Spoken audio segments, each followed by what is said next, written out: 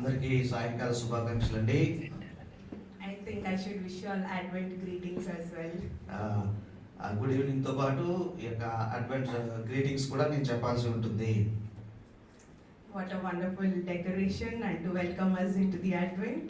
మరి ఈ యొక్క అడ్వెంట్ కి మరి స్వాగతం చేస్తూ చక్కని డెకరేషన్స్ మనం కలిగి ఉన్నాం.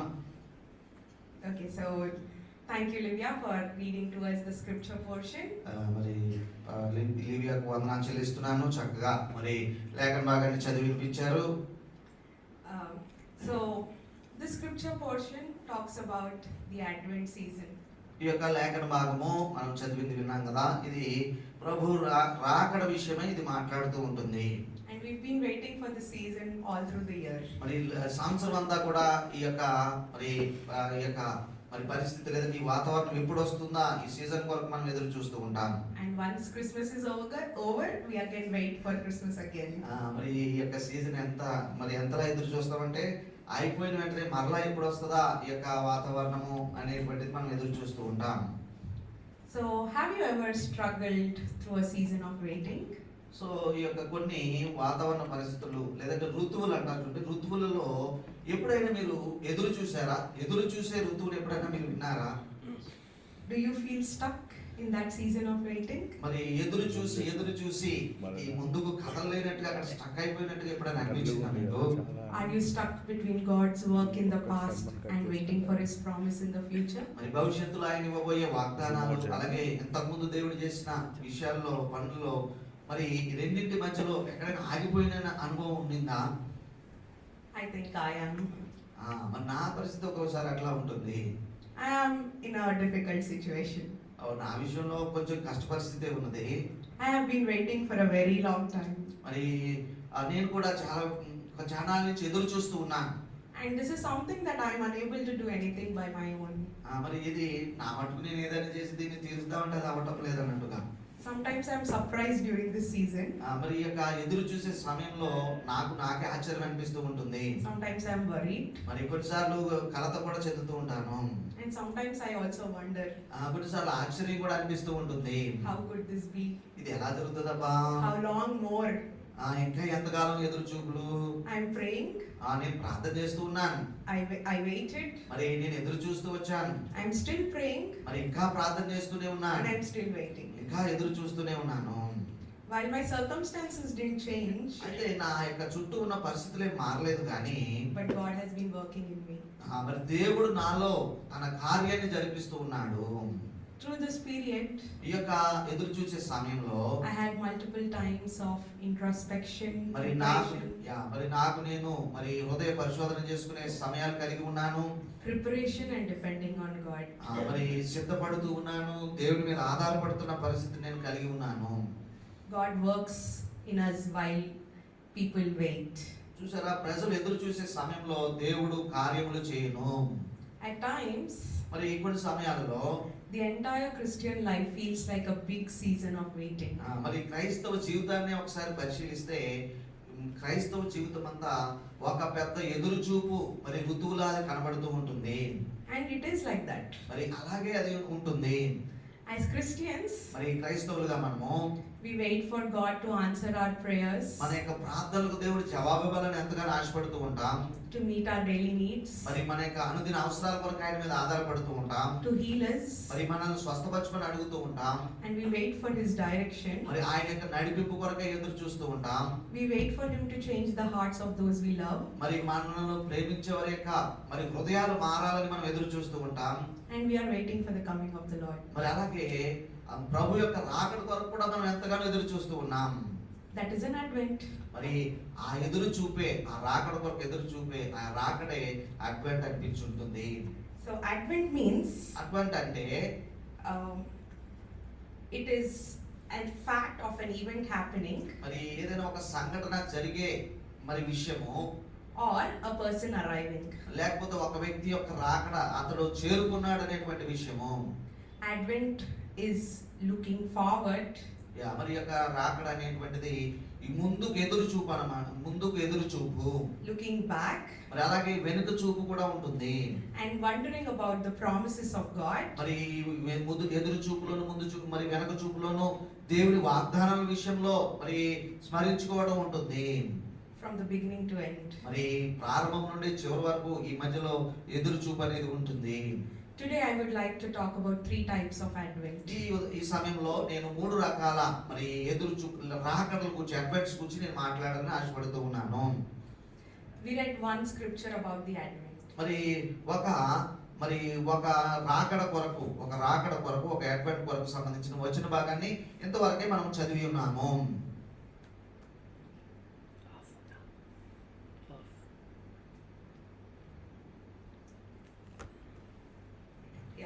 So this is a scripture that we spoke about Advent. మరి ఈ యొక్క నేను మాట్లాడాలనుకున్న రాకడలో మొదటి దాన్ని సూచించే లేఖన భాగం ఇది.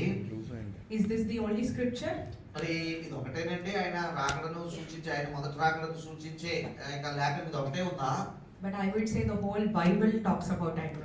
మరి అయితే ఆయన యొక్క రాకడ విషయమై, ఆయన యొక్క ఇంకా మనం రాకడ అనేది పుట్టుక అనుకుంటే ఆయన యొక్క రాకడ విషయమై అన్నట్టుగా మొత్తం బైబిల్ అంతా దానికి సంబంధించిన విషయమై ఉంటూ ఉన్నది.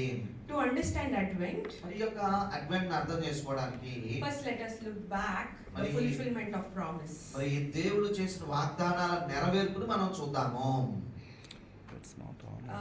The Gospel of Matthew, మరి మత్తయి సువార్తలోనికి మనం వెళ్ళినట్లయితే he introduces us to the first type of Advent. మరి ఈ యొక్క నేను మాట్లాడదలుచుకున్న మొదటి అడ్వెంట్ గురించినటువంటి విషయాన్ని మత్తయి సువార్త లేక మత్తయి భక్తుడు చెప్తూ ఉన్నాడు. He talks about the fulfillment of promise, the coming and incarnation of Jesus. మరి యేసు ప్రభువారి యొక్క మానవ శరీర ధారణ, ఆయన వస్తాడన్న వాగ్దానాల గురించినటువంటి వివరము ఈ సువార్తలో మనం చూస్తూ ఉన్నాము. Matthew 1, మరి మత్తయి సువార్త మొదటి అధ్యాయంలో he introduces us to Jesus. యేసు ప్రభువును మనకు పరిచయం చేస్తున్నాడు భక్తుడు. While the story in the Old Testament comes before Jesus. మరి యేసు ప్రభు పుట్టుకను గురించి అన్నట్టుగా పరిచయం చేస్తుంటే పాత నిబంధన అంతా ఏమిటంటే ఈ రాబోయే యేసు ప్రభువును గురించినటువంటి పరిచయంగా అది ఉంటూ ఉన్నది. It gives us a promise of a hope. మరి అక్కడ పాత నిబంధన అంతా కూడా నిరీక్షణతో, ఎదురు చూచే నిరీక్షణతో వాగ్దానం రూపంగా అది ఉంటూ ఉన్నది. Matthew chapter 1 details the lineage of Jesus. ఈ యొక్క మత్తయి సువార్త మొదటి అధ్యాయంలో మనం గమనించినట్లయితే యేసు ప్రభువారి యొక్క వంశావళిని మనం చూడవచ్చు. He is talking about new beginnings. మరి ఈ యొక్క వంశావళిలో మరి ఎలా ఉంటుందంటే కొత్త విషయాలు మనం చూస్తాం, కొత్త ప్రారంభాలు మనం చూస్తూ ఉంటాము. And these beginnings start in the person of Jesus Christ. ఈ యొక్క నూతన ప్రారంభాలన్నీ కూడా ప్రభు అయిన యేసుక్రీస్తులో ప్రారంభమవుతున్నాయి. A new humanity began with the birth of Jesus Christ. యేసు ప్రభు యొక్క పుట్టుక సందర్భంలో మానవాళికి ఒక నూతన అధ్యాయం అన్నట్టుగా, లేక మానవాళి విషయంలో ఒక నూతన అధ్యాయము తెరవబడిందని చెప్పవచ్చు. And Matthew is telling the continuing story of a fulfillment of a story that started in Genesis in the Garden of Eden. మరి ఏదెను తోటలో ఆది కాండంలో మనం చూసినట్టుగా అక్కడ ప్రారంభమైన విషయాన్ని ఇంకా కొనసాగిస్తూ ఉన్న ఈ యొక్క విషయాన్ని ఇక్కడ మనం చూడవచ్చు. He was talking the promise of a seed. మరి అక్కడ ఆది కాండంలో ఆ యొక్క విత్తనం కొరకైనటువంటి ఆ యొక్క స్త్రీ సంతానం కొరకైనటువంటి విషయాన్ని అక్కడ మాట్లాడుకుంటూ వస్తాడు. In Genesis, Adam and Eve were promised a child that would crush the head of the serpent. మరి ఆదాము అవ్వలకు ఏదెను వనంలో అన్నట్టుగా అక్కడ దేవుడు చేసిన వాగ్దానం ఏమిటంటే సాతాను తలను చితగొట్టే ఒక శిశువుని గురించి దేవుడు మాట్లాడతాడు. And the rest of the Old Testament catalogs how this family grows. మరి దేవుడు చెప్పిన ఆ స్త్రీ సంతానం అన్నట్టుగా వాగ్దానం చేసింది ఆదామవ్వలకి అది ఎలా నెరవేర్చుకుంటూ దేవుడు తీసుకుని వచ్చాడో ఆ విషయం అంతా మనం పాత నిబంధనలో మనం చూస్తూ వస్తాము. So Matthew, కాబట్టి మత్తయి గారు begins with the genealogy very intentionally. మరి ఇతడు కావాలనే మరి ఇతడు ఈ యొక్క వంశావళితో తన సువార్తను ప్రారంభించాడు. To tell us that God is fulfilling the promises to Israel. ఇశ్రాయేలుకు దేవుడు చేసిన వాగ్దానాల నెరవేర్పును ఎలా దేవుడు చేసుకుంటూ వచ్చాడో అని కావాలనే ఈ వంశావళి విషయంలో మత్తయి రాసుకుంటూ వచ్చాడు. We read in verse 1 మరి మొదటి వచనం మనం గమనించినట్లయితే that Jesus, మరి అక్కడ అట్లా ఇలా రాయబడి ఉన్నది. that Jesus, the Messiah, the son of David, the son of Abraham. Abraham కుమారుడకు దావీదు కుమారుడైన యేసు క్రీస్తు వంశావళి. Abraham was given a promise మరి అబ్రహాముకు దేవుడు వాగ్దానాలు చేశారు కదా, that his children would become more numerous than the stars of heaven and that they would bless the whole earth. మరి ఈ యొక్క అబ్రహాముకు చేసిన వాగ్దానాన్ని మనం గమనించినట్లయితే, నీ సంతానము ఆకాశ నక్షత్రంలో విస్తరిస్తుంది, వారి ద్వారా భూలోకంలోని సమస్త వంశంలో వారు ఆశీర్వదింపబడతారు అన్నట్టుగా, మరి ఆ యొక్క వాగ్దానం వారి ద్వారా ఆశీర్వదింపబడతారు అందరూ అన్నట్టుగా వాగ్దానం చేశాడు దేవుడు. David also was given a promise మరి దావీదు రాజు గారికి కూడా దేవుడు ఒక వాగ్దానం చేశాడండి, that one of his children would sit on the throne forever and ever. మరి ఆ దావీదుకు దేవుడు చేసిన వాగ్దానం ఏమిటంటే, ఇదిగో నీ సింహాసనం మీద నిరంతరము ఒకడు కూర్చుని పరిపాలించే సంతతి నీకు తప్పకుండా ఉంటుంది అనేటువంటి వాగ్దానము. So Matthew, when he began with the names of Jesus, Abraham and David, shows that Jesus is the fulfillment of the promises made. కాబట్టి మరి అబ్రహాము, దావీదు మొదలగు వారిని ప్రస్తావిస్తూ యేసుక్రీస్తు వంశావళిని చెప్పడంలో మత్తయి గారి ఉద్దేశం ఏంటంటే, అబ్రహాముకు చేసిన వాగ్దానాన్ని యేసు ప్రభులో నెరవేర్చాడు అనేటువంటిది చెప్పడము. Jesus is the Messiah. మరి యేసే క్రీస్తు అయి ఉన్నారు అనేటువంటి నెరవేర్పు. He is the new David. ఆయనే నూతన దావీదుగా కనబడుతూ ఉన్నారు. He is the new Abraham. ఆయనే నూతన అబ్రహాంగా కూడా కనబడుతూ ఉన్నారు. And he is the new Adam. మరి ఆయనే నూతన ఆదామని కూడా ఆయనకు పేరు ఉన్నది. In this genealogy of Jesus, యేసు ప్రభువారి యొక్క వంశావళిని మనం ఒకసారి పరిశీలన చేస్తే, we expect a bunch of perfect people. మరి యేసు ప్రభువారి వంశావళి కదా, అంటే చాలా మరి భక్తిపరులు ఉంటారు అని మనం అనుకోవచ్చు గాక, but it included unexpected people. అయితే కొంతమంది ఎందుకున్నారబ్బా అని అనిపించే కొంతమంది మరి విషయాలు కూడా, మరి వ్యక్తులు కూడా అక్కడ ఉన్నారు. And least expected women. మరి అలాగే కొంతమంది వీళ్ళు అసలు ఎందుకు ఉండకూడని అన్నట్టుగా, లేదంటే అనార్హము కలిగిన అన్నట్టుగా కొంతమంది స్త్రీల పేర్లు కూడా అక్కడ ప్రస్తావించబడ్డాయి. The women who were included, most of them were Gentiles. మరి ఈ యొక్క కొంతమంది స్త్రీల యొక్క పేర్లు వంశవళిలో ఉన్నాయి. వాళ్ళు అందరూ కూడా అన్నట్టుగా మరి అన్య జాతి సంబంధంగా వారు ఉంటూ ఉన్నారు. Rahab was a prostitute and a Canaanite. కనానీయురాలైన Rahab ఆమె వేరే వృత్తిలో ఉంటూ ఉండేది. Ruth was a Moabite with not a very good background. మరి మోయాబీయులైన రూతు ఉన్నది. ఆమె చరిత్ర చూసినా వెనుక మరి వారు పుట్టు పూర్వోత్తరాలు చూసినంత బాగుండవు. Bathsheba, she was the wife of Uriah, a Hittite whom David had married. మరి అలాగే బత్షెబా విషయం ఉంటుంది. ఆమె ఊరియా యొక్క భార్య అని చెప్పబడింది. తర్వాత దినాల్లో దావీదు ఆమెను వివాహం ఆడాడు కదా. And Tamar was a Gentile, probably a Syrian. మరి సిరియా వంశస్థురాలుగా అని అనిపించే తామారు అనే స్త్రీ కూడా ఈ వంశావళిలో మనకు కనబడుతుంది. They had a rough sexual past. మరి వీళ్ళందరి విషయంలో కొంత వారి జీవితాలు లైంగిక పరంగా శుభ్రంగా లేని జీవితాలుగా ఉంటూ ఉన్నాయి. But all of them were characterized by a tenacious loyalty to the God of Yahweh, to the God of Israel. అయితే ఒక విషయం ఈ విషయంలో మనం గమనించవచ్చు, ఇశ్రాయేలుల దేవుని ఎడల వారు అచంచలమైన విశ్వాసాన్ని కలిగి ఉండినారు. This list concludes with Mary.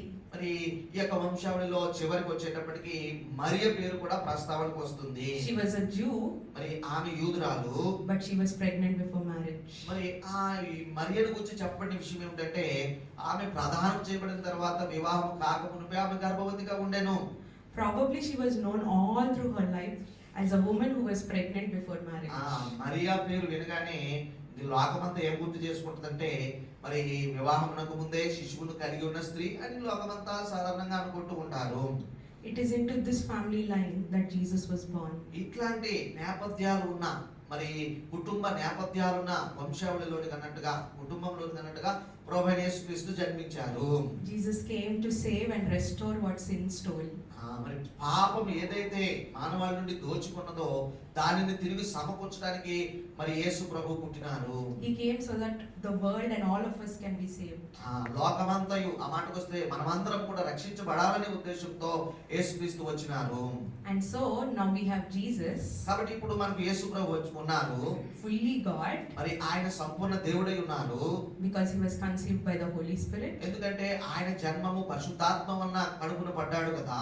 fully man because he was born of the woman, the Virgin Mary. మరి కన్యకైన మరియకు పుట్టినాడు కనుక మానవ కుమారుడు, మనిషి కుమారుడు అని కూడా ఆయనకు పేరు ఉన్నది. Perfect in life. మరి ఆయన జీవితంలో సంపూర్ణుడుగా ఆయన జీవించాడు. And he was completely without sin. ఆయన విషయంలో అసలు పాపమే లేనివాడుగా ఆయన ఉన్నాడు. And he became a fully sufficient sacrifice for sin. మరి పాపానికి సరి అయిన ప్రాయశ్చిత్తముగా ఆయన ఉండినాడు. And he voluntarily went to the cross to pay the penalty for sin. మరి పాపానికి ఉన్నటువంటి జుర్మానా లేక రుసుము చెల్లించడానికి స్వచ్ఛందంగా తన మట్టుకు తాను ఆయన అప్పగించుకున్నాడు.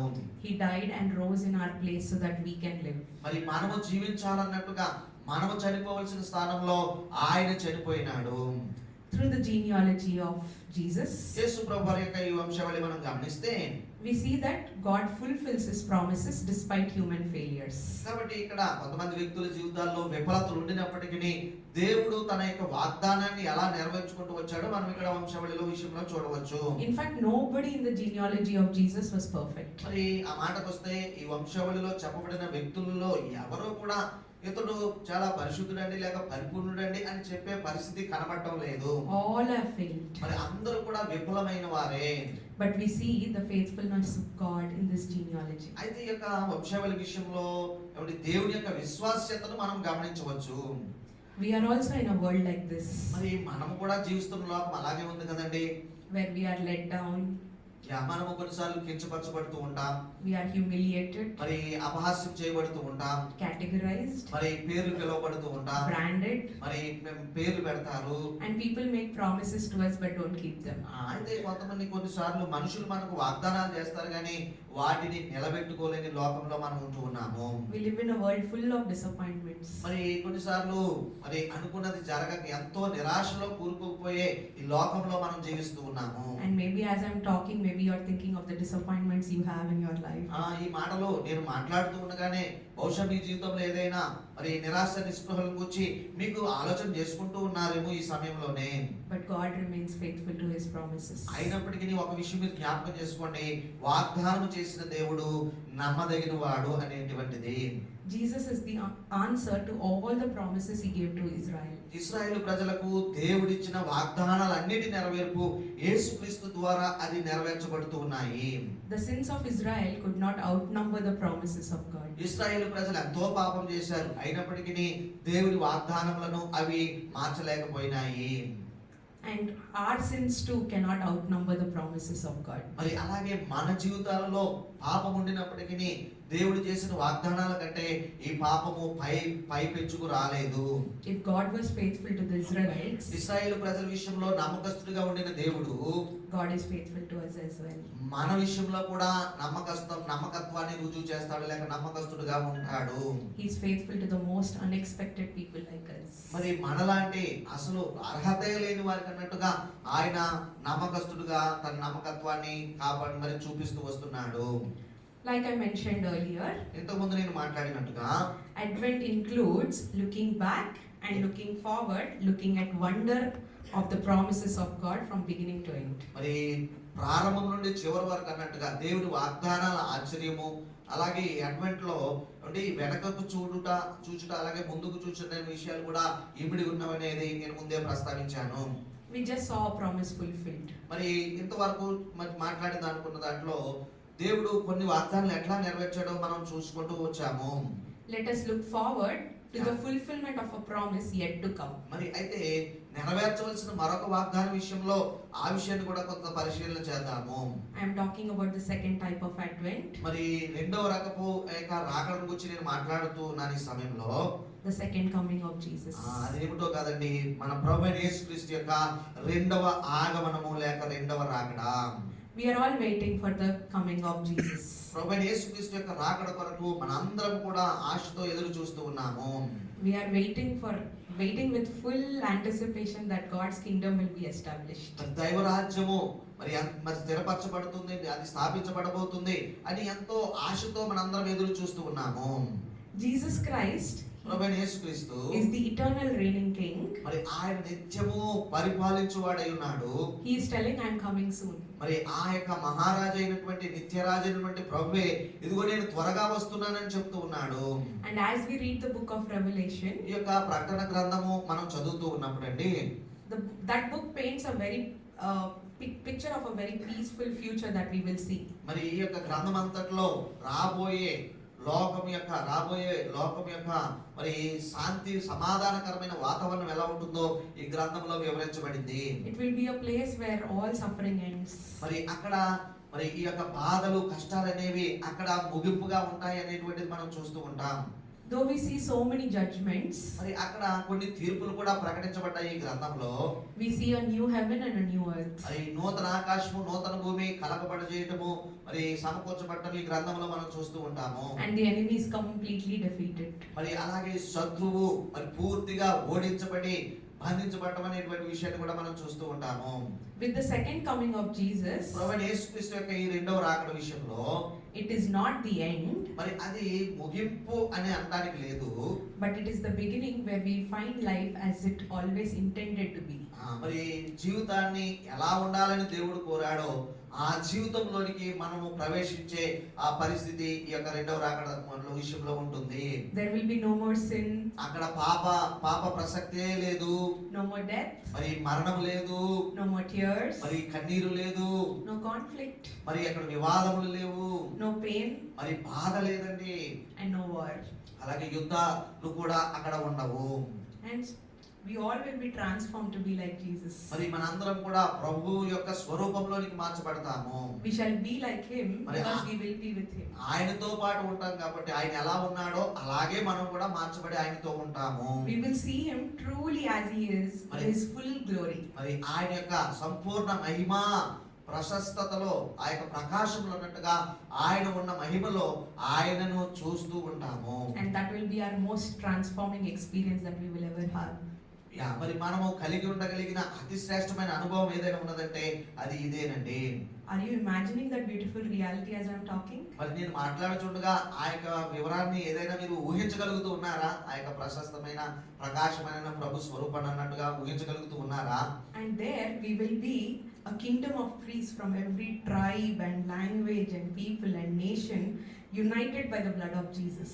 అక్కడ ఆ ప్రభు సముఖంలో మనము ప్రతి జనములో నుండి, ప్రతి భాషలో నుండి, ప్రతి వంశంలో నుండి, ప్రతి తెగలో నుండి అన్నట్టుగా మనం అందరం సమకూర్చబడి ఆ రాజు ముందర అన్నట్టుగా మనం ఉంటాము.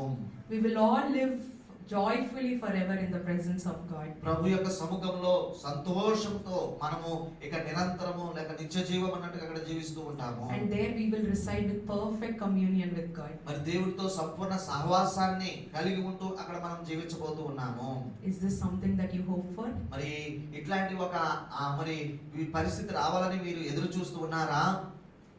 As we are looking back at the fulfillment of promise, as we are looking forward for the fulfillment of promises yet to come, మరి మనము ఆ ముందు చేయబడిన వాగ్దానం విషయంలో వెనకకు చూచాము, అలాగే వాగ్దానం చేయబడిన వాగ్దానాల విషయంలో ముందు వైపు కూడా మనం పరిశీలన చేశాము. we are in between. మరి ఈ రెండింటి మధ్యలో మనం ఉంటూ ఉన్నాము. We are having the tension of not yet.